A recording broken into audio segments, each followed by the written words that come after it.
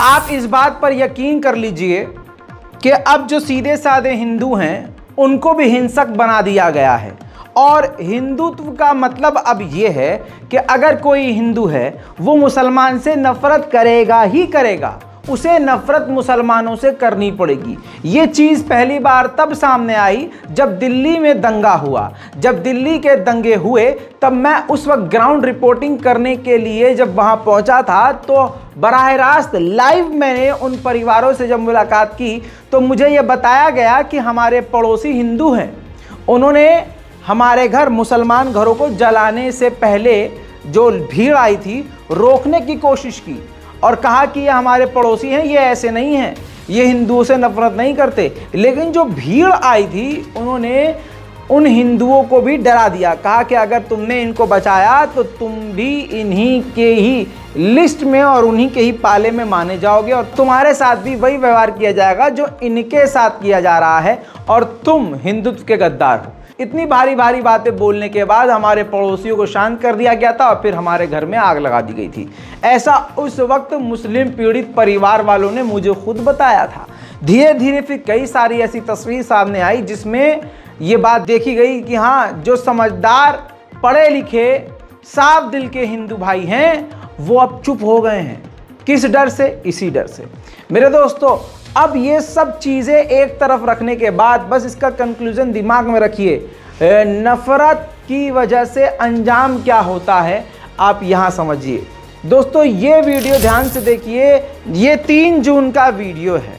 गुजरात के 2 व्यापारी बस में चढ़े, बस वाले से कहा कि आप हमको जो है थोड़ा दूर जो है 8 सवा 8 के करीब हमको 2 मिनट के लिए बस रोक देंगे आप, तो हम नमाज़ पढ़ लेंगे। कंडक्टर मोहित यादव ने सोचा कि बस में सीट खाली है, भीड़ है नहीं, तो ठीक है, रास्ते में वैसे भी हम रुकते रुकाते चलते हैं तो हम ठीक है रोक देंगे कहीं। ये कहकर उन्होंने बिठा लिया और जब गाड़ी चली, जब बस चली तो मोहित के पास 2-3 यात्री अलग से उतरकर अलग से आए। उन्होंने कहा कि भैया जी पेशाब लगा है, हमको पेशाब करवा दीजिए कहीं साइड में, बहुत दिक्कत हो जाएगी वरना। मोहित यादव ने देखा कि 8 सवा 8 हो रहे हैं। मोहित यादव ने बस को किनारे लगवाया, बस को किनारे लगवाकर पेशाब करने के लिए बस को किनारे रोक दिया और वो पेशाब करने चले गए। जितनी देर में वो पेशाब करके हाथ मुंह धो के कुछ खा पी कर आते, उतनी देर में उसने उन 2 मुस्लिम युवकों को भी कह दिया कि आप नमाज पढ़ सकते हैं। इस दौरान बस में मौजूद नफरतिया चिंटुओं ने तुरंत उस नमाज पढ़ने वाले व्यक्तियों की वीडियो बनाई और मोहित से सवाल जवाब करने लगे। वीडियो सोशल मीडिया पर वायरल हो गई। पहले वो याद दिलाना ज़रूरी है, ध्यान से सुनिएगा कि नफरत का अंजाम क्या होता है।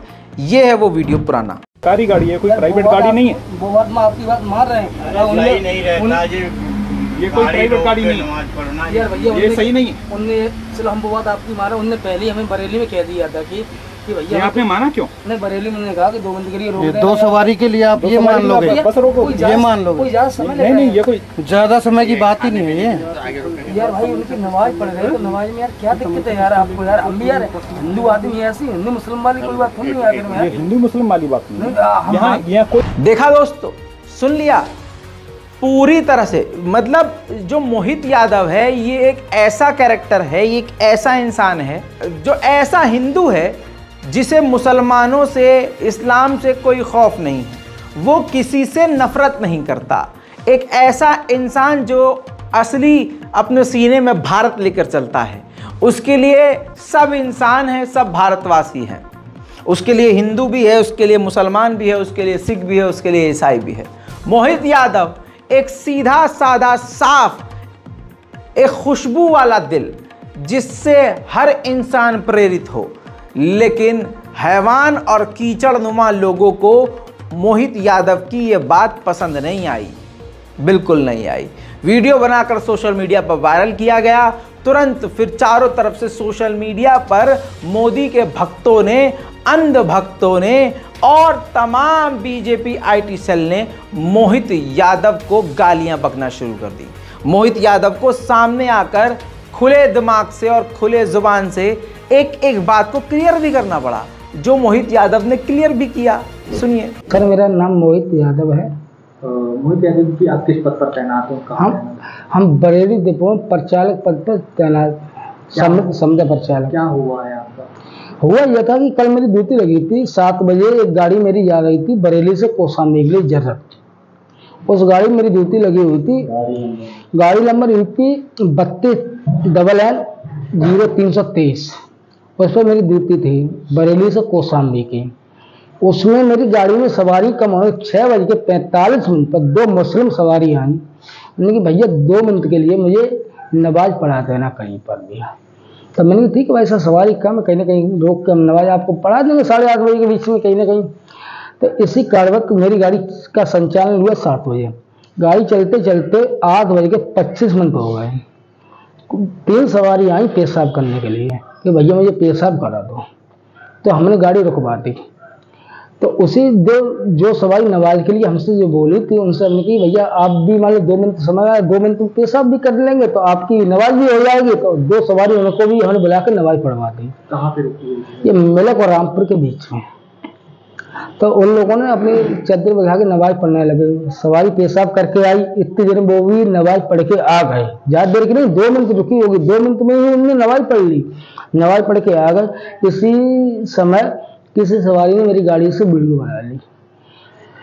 ये सरकारी गाड़ी है, आप रोक के नमाज पढ़ा रहे, पेशाब के लिए नहीं उनने वीडियो बनाई, नमाज वालों के लिए उनने वीडियो बना ली कि नमाज क्यों पढ़ा रहे, ये है वो।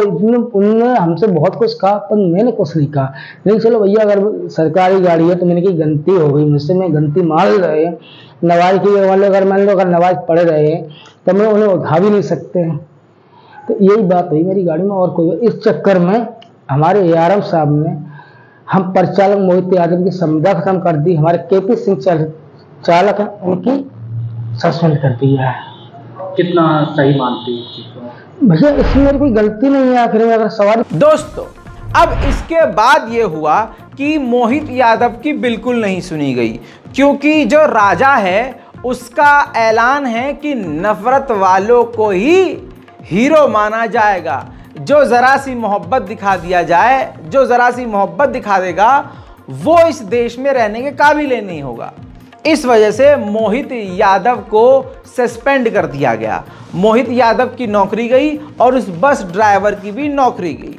आज आपको ये कहानी इसलिए बता रहा हूं कि बेरोजगार हो चुके मोहित यादव के दिमाग पर बेरोजगारी का इतना प्रेशर और इतना उसको प्रताड़ित किया गया, ऑनलाइन से लेकर ऑफलाइन आसपास के लोगों ने इतना प्रताड़ित किया है कि नमाज पढ़ने देते हो हैं, नमाज हो जैसे कितना बड़ा पाप कर दिया हो। उस बेचारे पर इतना प्रेशराइज किया गया, वो बंदा रोज अपने दफ्तर जाता था सीनियर से मिलने के लिए कि साहब नौकरी वापस करवा दो, लेकिन सीनियर ऑफिशियल उससे मिलते नहीं थे। आखिरकार मोहित यादव ने तंग आकर आत्महत्या कर ली, सुसाइड कर लिया। नफरत का ये अंजाम है। मरने वाला कौन है? हिंदू है। क्यों? क्योंकि उसके दिल में मुसलमानों के लिए नफरत नहीं थी, नरमी नहीं थी, लेकिन नफरत भी नहीं थी। इस चीज को आप देखिए। इसके बाद क्या हुआ? उसके बच्चे यतीम हो गए, बेवा हो गई उसकी धर्मपत्नी। अब औकात है किसी हिंदू संगठन की यहाँ कि हम मोहित यादव के घर वालों को सरकारी नौकरी हम दिलवाएंगे, मोहित यादव के घर वालों को हम महीना उसका खर्चा उठाएंगे। है कोई हिंदू संगठन? नहीं। ये जितने हिंदू संगठन हैं ये तमाम युवकों को, युवाओं को, लोगों को या तो क्रिमिनलाइज कर देते हैं या उनकी जिंदगी बर्बाद कर देते हैं। अब दोस्तों उनकी धर्म पत्नी का अगर दर्द सुन और समझ सकते हो, रो रो कर आवाज फर्रा गई है। समझ में नहीं आ रहा है कि अब उनके साथ आगे क्या होगा। उस महिला का दर्द, मोहित यादव की धर्म पत्नी का दर्द शायद आप समझ सके, शायद समझ सकते हैं तो समझिए और अपने दिल और दिमाग में उनके लिए गुस्से को एक तरफ इकट्ठा कर लीजिए जिन्होंने मोहित यादव का कत्ल किया है। ये सुसाइड नहीं, ये कत्ल है। और ये कत्ल करने वाले वो लोग हैं जिन्होंने वीडियो बनाई, सोशल मीडिया पर वायरल किया और किसी एक हिंदू व्यक्ति ने दफ्तर में सीनियर ऑफिशियल्स में जाकर कंप्लेंट कर दी, वो कातिल है। देखिए।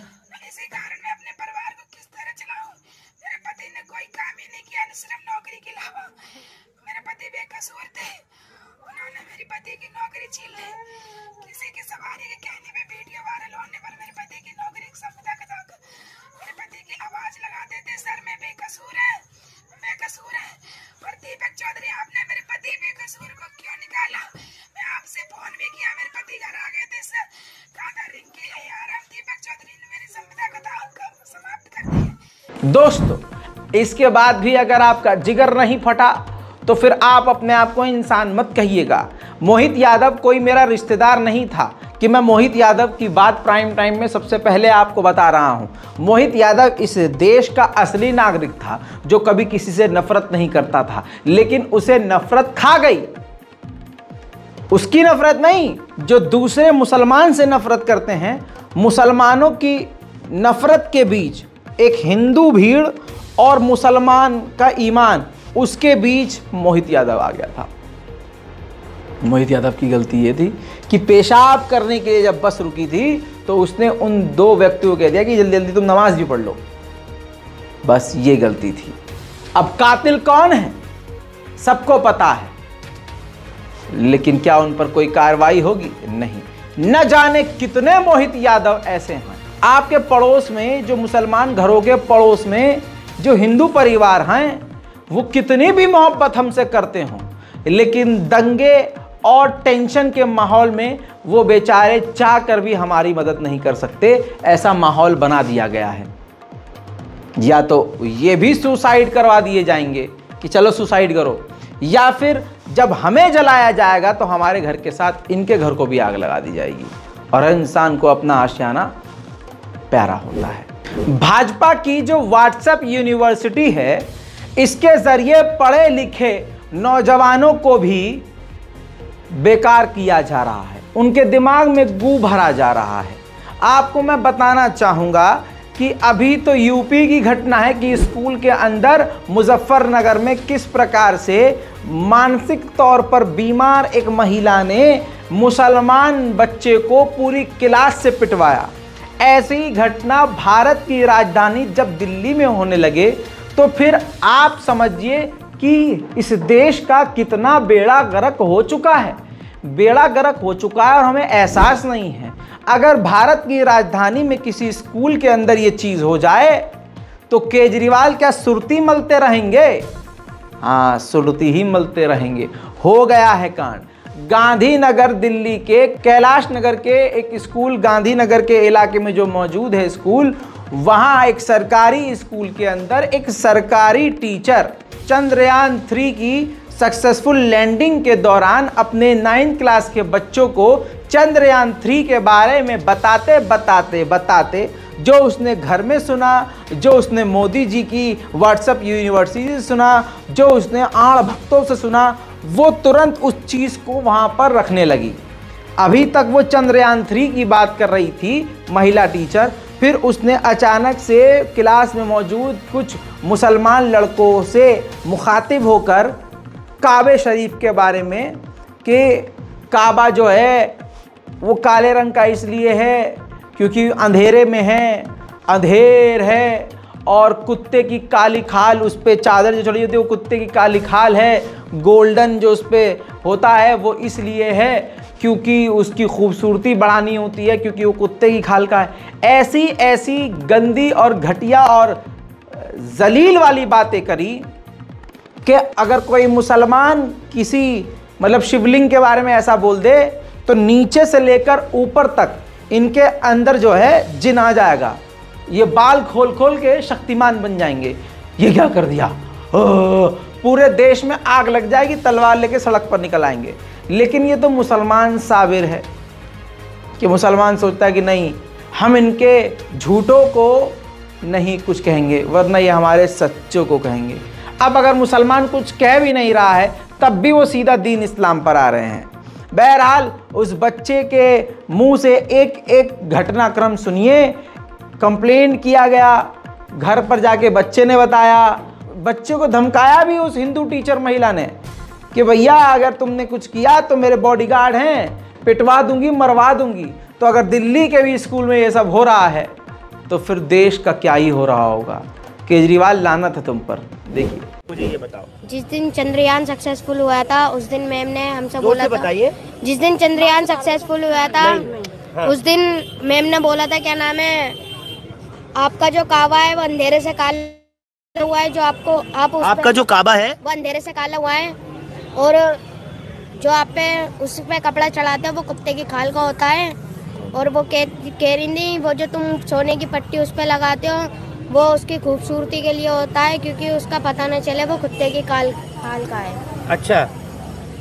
और कह रही थी आप बेजुबान जानवर को मार के काट के खाते हो पहले के ज़माने के लोग। और बोल रही थी अगर मैं आपको मारूं तो कैसा लगेगा, क्लास में तो मॉनिटर है उनसे बोल ली इन्हें तुम कुचल दो, तो वो मार नहीं देते, तो वो बोल लेते।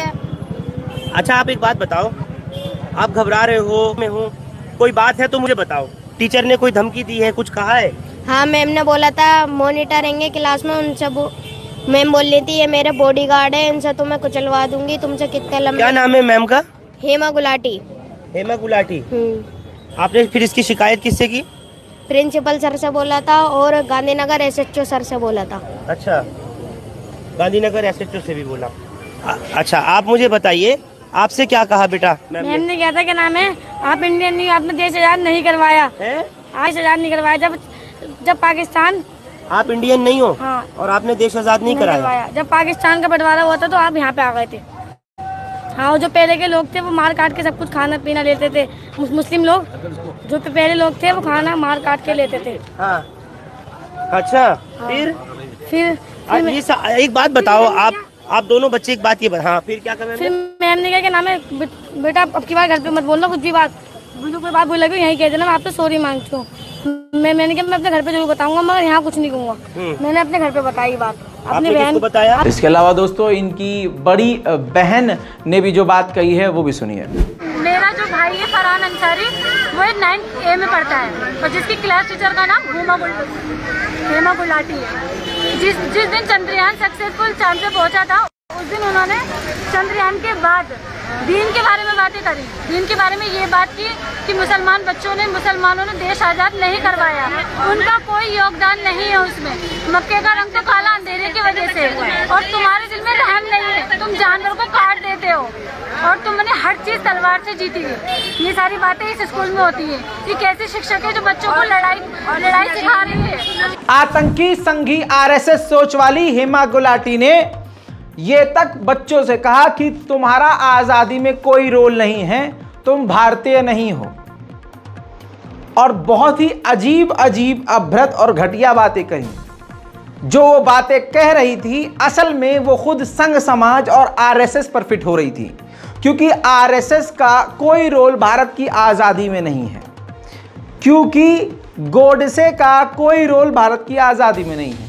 लेकिन व्हाट्सएप पर जो इनको आता है, अब हाल ऐसा हो गया है ये स्कूल में जाकर अब बच्चों को पढ़ाते हैं। मेरा नाम कौसर है। हाँ, मेरा बच्चा ही पढ़ता है। मेरे 2 बच्चे पढ़ते हैं। एक बच्चा मेरा 7th क्लास में है और दूसरी बेटी मेरी 4th क्लास में है। अब आगे 9th क्लास वाले बच्चों के साथ ऐसा हुआ है तो हो सकता है आगे टीचर और भी बातें कर सकती हैं। अगर पहले टीचर को सजा नहीं मिली तो और भी टीचरों के कान हो जाएंगे, फिर वो भी आगे को हिम्मत करेंगे ऐसा सब बोलने के लिए हमारे दीन के नहीं है। उनसे ये कहा जाए सिर्फ आप पढ़ाई करें और ऐसी वैसी बातें ना करें दीन के बारे में जो आपको पता नहीं है कि कावे का कलर काला है, कि कावे के नीचे अंधेरा है, कि आप कुर्बानी करवाते हो आपको डर नहीं लगता, कि आपका कुरान कुछ नहीं है, कि आपका गला काट दिया जाए, कि आपका हाथ काट दिया जाए तो आपको कैसा लगेगा। ऐसा उन्हें नहीं करना चाहिए और ऐसी टीचर का तो कोई काम ही नहीं है जो बच्चों में दंगा फसाद कराए। अब आप क्या मांग करते हैं? हमारी मांग यही है, बस ये टीचर नहीं रहे, यहाँ नहीं किसी स्कूल में नहीं रहे, क्योंकि जिस स्कूल में जाएगी ये यही करवाएगी।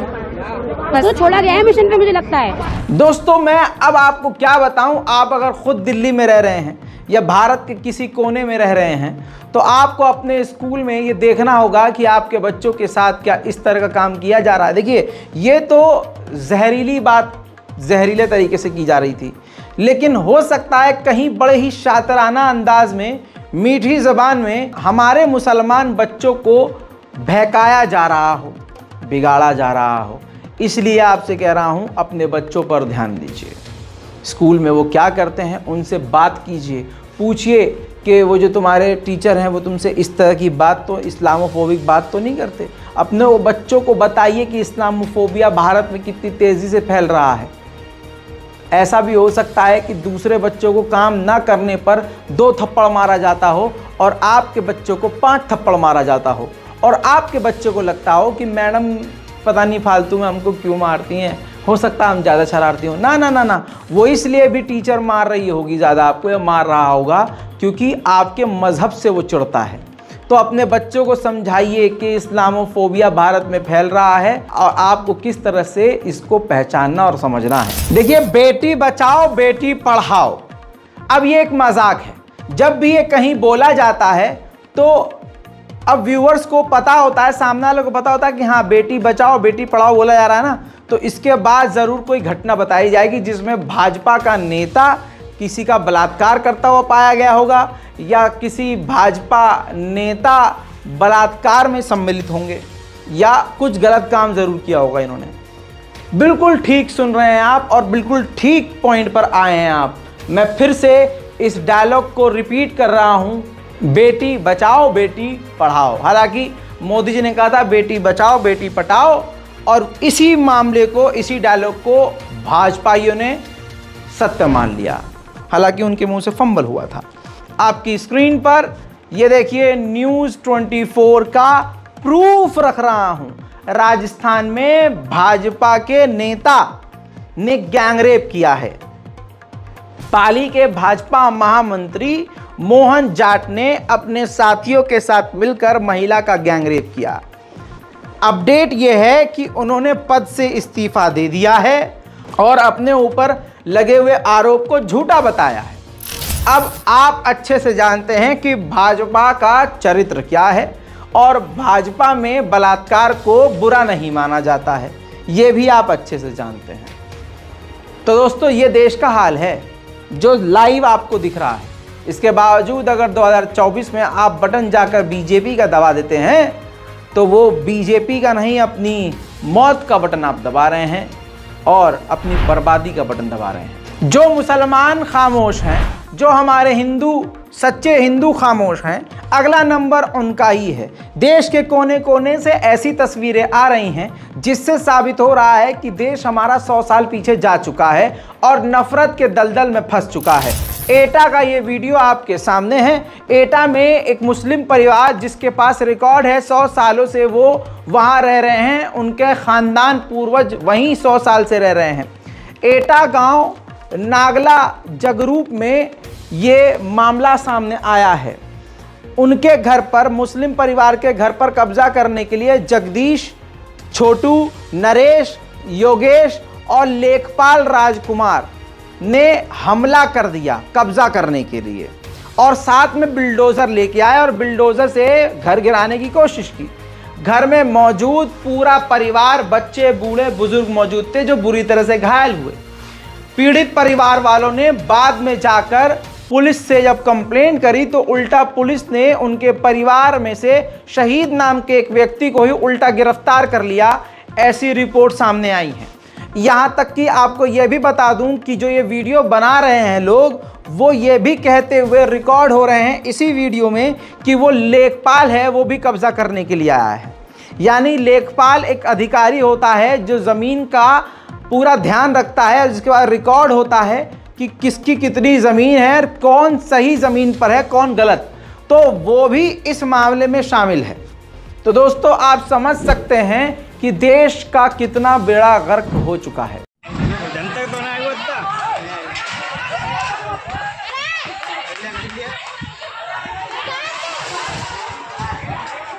राजकुमार लेखपाल है, वो दबंगई से कब्जा करवा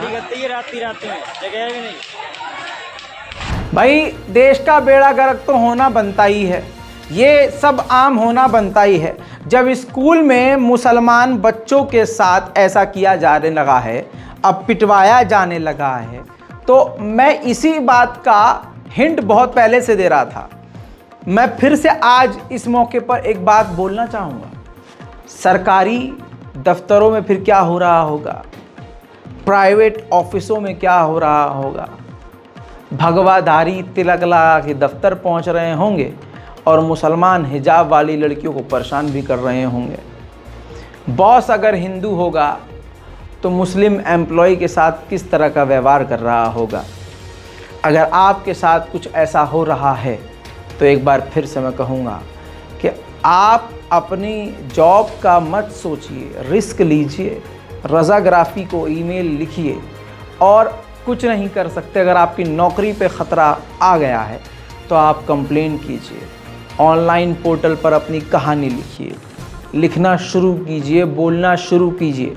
जब तक ये जलील नहीं होंगे, नंगे नहीं होंगे, रुसवा नहीं होंगे, ये इसी तरह से करते रहेंगे। ज़रा इस पर गौर दीजिएगा कि हमारे भाई बहन, आपके बच्चे जिस दफ्तर में काम करते हैं, जिस माहौल में काम कर रहे हैं, वहाँ उनको कितना प्रताड़ित किया जा रहा होगा, कितना परेशान किया जा रहा होगा। कुछ लोग ऐसे होंगे जो नौकरी बचाने के चक्कर में ये सब कुछ झेल रहे होंगे। कुछ लोग ऐसे होंगे कि खून के आंसू पीकर चुपचाप सारी प्रताड़नाओं को झेल रहे होंगे। आज देश ऐसा बन चुका है और बनेगा भी क्यों नहीं।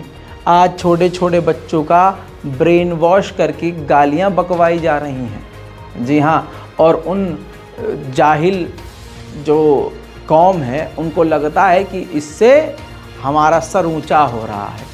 ये चलिए, ये तो अपने अपने धर्म और अपने अपने ईमान की बात है।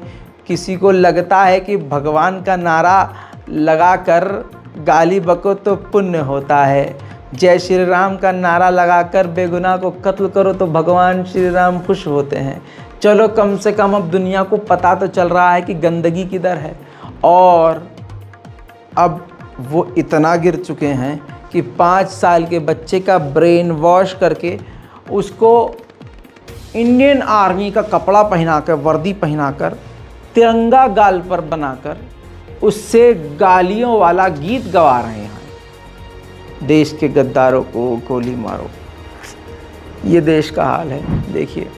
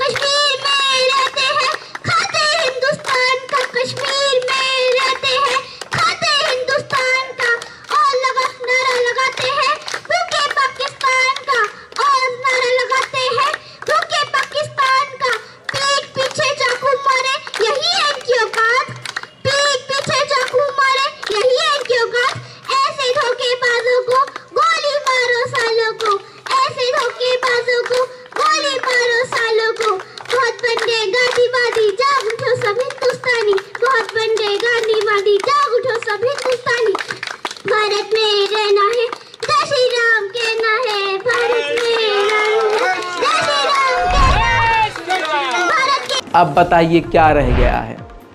इसलिए आप लोगों से कह रहा हूँ, अगर चोंच नहीं चल पा रही है तो कम से कम नज़र रखिए कि आपके आसपास ऐसे क्या चीज़ें हो रही हैं, और अपने परिवार के बच्चों पर भी, अपने ख़ानदान के लोगों पर भी नज़र रखिए कि किसी के साथ कुछ गलत ना हो रहा हो। और कम से कम अपने परिवार वालों को, अपने ख़ानदान वालों को हमारी इस नेशनल प्राइम टाइम की वीडियो को पहुंचाने में मदद कीजिए, ताकि वो ये सब चीज़ देखकर सतर्क हो सकें, समझ सकें। अब जिन जिन लोगों ने भाजपा पर भरोसा किया उनके मुंह पर जूता पड़ा। आजकल मामा बहुत फॉर्म में चल रहे हैं। वो जो है दुकान लगाकर एक क्लिक पर 250 रुपया देगा ये वाली स्कीम लेके आ रहे हैं। फ्री की रेवड़ी पर छाती ठोकने वाले खुद अब सीधा महिलाओं से वोट खरीद रहे हैं। कल मैं आपको बता चुका हूं। अब एक मामला हुआ है, रक्षाबंधन के इस पावन अवसर पर एक भाई ने अपनी हजारों बहनों से झूठ बोला। शिवराज सिंह चौहान ने बोला ऑनलाइन राखी बांधकर अपनी बहनों को कि कल तुमको 450 रुपये में सिलेंडर मिलेगा। 450 रुपये में। अब अगले ही दिन गैस एजेंसियां महिलाएं पहुंच गईं कि भाई ने बोला है 450 में अपन को गैस मिलेगा, गैस मिलेगा, दो। तो वहाँ गैस एजेंसी वालों ने पता क्या करा, देखो 1150 रुपया हो तो यहाँ आना तब गैस मिलेगी, वरना चलो तेज निकलो। ऐसे वादे तो बहुत हो चुके हैं भैया ने रक्षाबंधन पर दे दिया धोखा। आहा, देखिए क्या कर रहा था।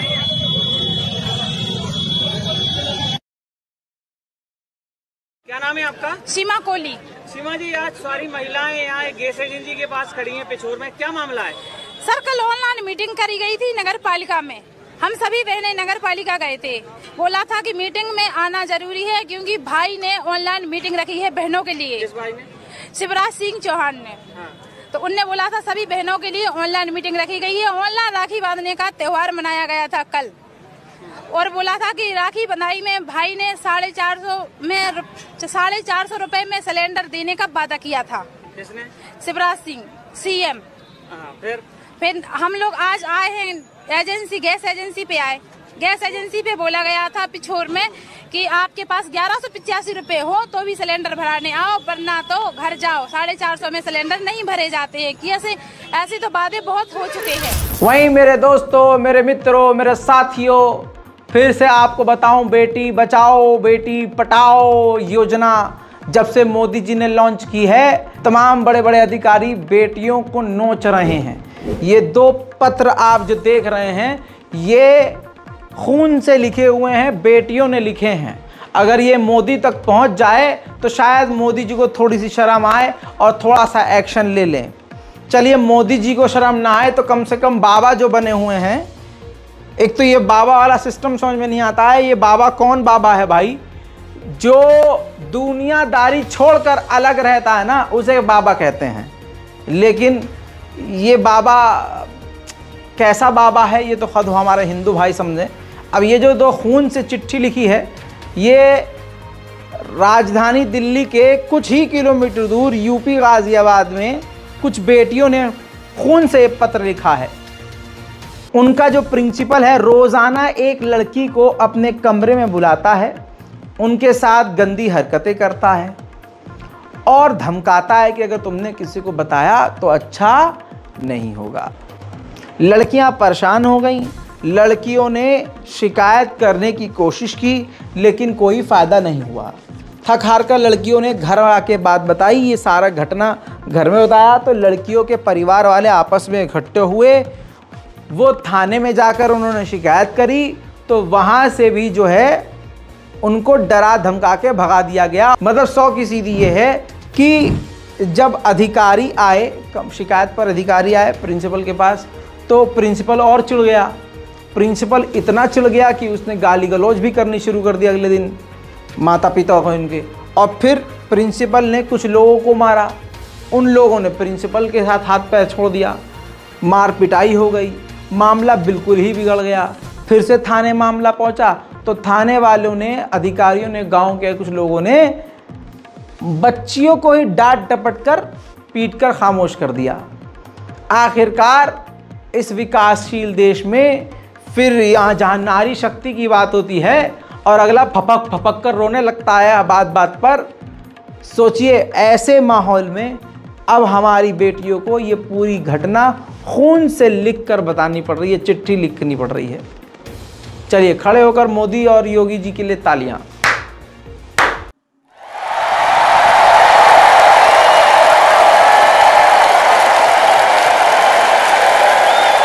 अब इसी तरह से मध्य प्रदेश में ऊंची जाति के लड़कों के साथ सेक्स करने से एक आदिवासी महिला ने मना कर दिया।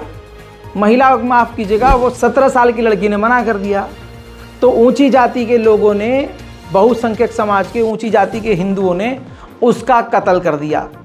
कत्ल कुछ इस प्रकार से किया कि आंखें तक निकाल ली और गला घोंटकर मार दिया। डिटेल में जा नहीं सकता, आप लोग विचलित हो सकते हैं, और तस्वीर में दिखा नहीं सकता, आप परेशान हो जाएंगे।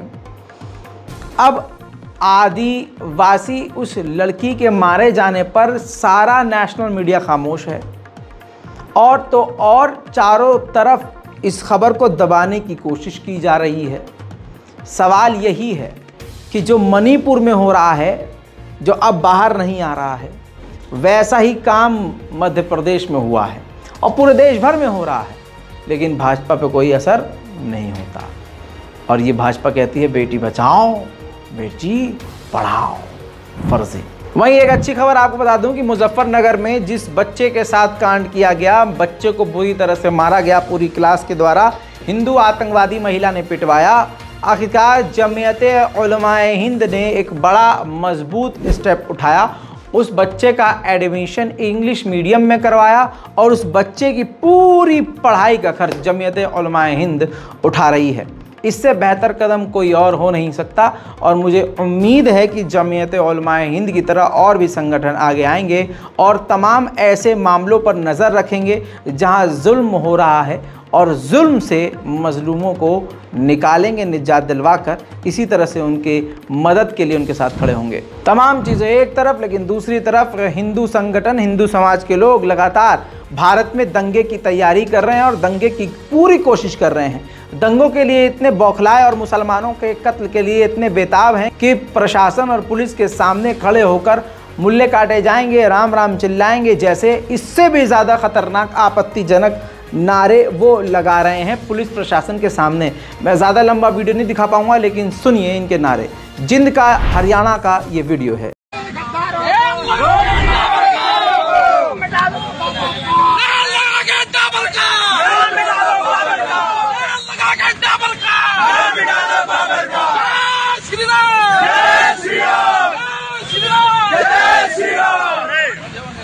तारी गिरफ्तारी कराऊंगा।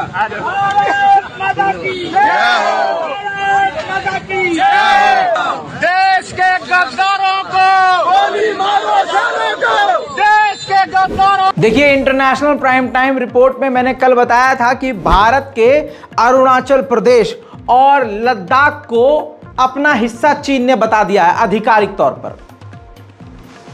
लाल आंख वाला कितना झूठा, कितना मक्कार। लाल आंख असल में वो भेड़ी निकली है, कांड़ी निकली है, अंधी निकली है। और जो 56 इंच की छाती थी, वो 56 इंच की छाती नहीं, 56 इंच की पीठ निकली है। तभी उसकी चोंच अभी तक बंद है। लेकिन सुब्रमण्यम स्वामी, जो कि खुद बीजेपी के सीनियर दिग्गज नेता हैं, बीबीसी के सोर्स से उनका बयान एक एक जुमला पढ़ के बताने वाला हूं। बीजेपी पर उन्होंने ज़बरदस्त तरीके से, खासकर मोदी पर उन्होंने ज़बरदस्त तरीके से कटाक्ष किया है। लिखते हैं कि मोदी से कहिए, अगर आप किसी ऐसी मजबूरी की वजह से भारत माता की अखंडता की रक्षा नहीं कर सकते, जिसे आप स्वीकार नहीं कर सकते, तो कम से कम आप पद छोड़ सकते हैं और रिटायर होकर मार्गदर्शन मंडल में शामिल हो जाएं। झूठ से हिंदुस्तान की रक्षा नहीं की जा सकती। भारत एक और नेहरू नहीं झेल सकता।